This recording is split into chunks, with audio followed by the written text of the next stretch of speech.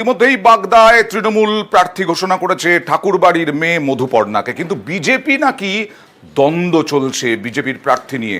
শান্তনু ঠাকুরের স্ত্রীর নাম জল্পনায় এসেছে, আর তা নিয়েই দলের একাংশের মধ্যে ক্ষোভ। ইতিমধ্যেই দলের একাংশ তা নিয়ে বৈঠকও করেছে। বাগদায় প্রার্থী কে হবে বিজেপির প্রার্থী, আর তা নিয়েই ইতিমধ্যেই বিজেপি পঞ্চায়েত সমিতির সদস্য কর্মীদের বৈঠকে বহিরাগত প্রার্থী নিয়ে আপত্তি, শান্তনুর স্ত্রী বহিরাগত দাবি বিজেপির একাংশের। কানে আসছে শান্তনু ওয়াইফ হতে পারে, বাগদার বাইরে থেকে হতে পারে। তার জন্য আমাদের ক্ষোভ যে আমরা বাগদার প্রার্থী চাই না, সেটা শান্তনু হোক কিংবা নরেন্দ্র মোদী হোক। আমাদের বাগদায় তো যোগ্য প্রার্থী আছে, তো আমরা তো বিজেপিটাকে এতদূর নিয়ে এসেছি।